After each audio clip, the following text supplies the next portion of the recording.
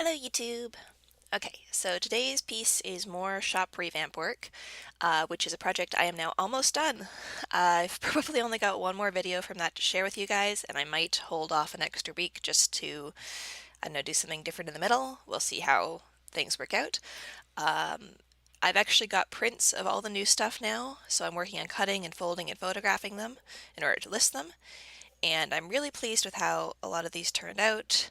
Especially this one where I like the new art enough that I'm actually turning it into a poster print as well as a card print. If you are in Ottawa and watching this while it's pretty new, I will be at the Creative Ottawa Nerds Craft Show this Saturday. It's out here in Nepean. And so if everything goes well, I will have the first run of new cards available there, and then I'll be listing them online through my Etsy shop over the following probably week or so. I'll probably have to shut everything down for like a couple days and get everything photographed and listed. Okay, so about the actual art. I think the best part for me of doing redraws like this is getting a chance to look back on the original with more like fresh eyes after taking some distance from it, and then getting to decide really honestly what worked and what didn't. So for this piece, I still really liked the general pose, and I liked the way Sailor Moon's like swooshy pigtail things wrapped around. And I did like a lot of the colors, but I also saw a lot of things that I felt I could improve on. I think one of the major improvements I've made is I'm not as afraid of pushing things to be a bit more extreme when I'm doing chibis like this. So I really strongly exaggerated the bow on her costume, and I think I did a bit of a better job exaggerating the expressions too.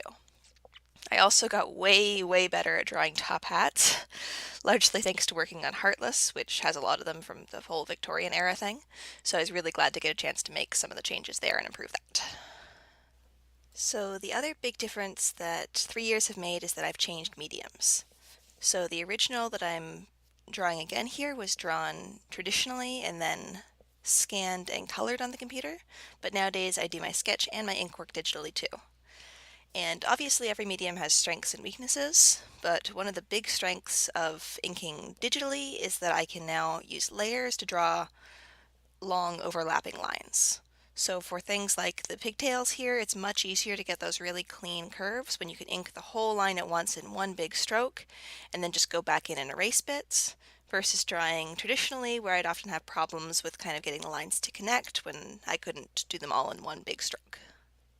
So I am really glad that I've finally made the transition to working mostly digitally, and I think it's made a lot of things a lot easier.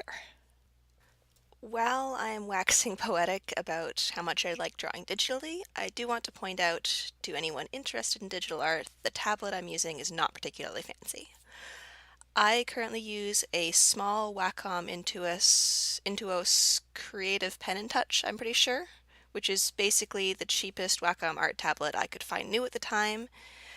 I paid less than 150 Canadian for it when I bought it new several years ago, and nowadays I did a quick Google search and you can find the same model for well under $100.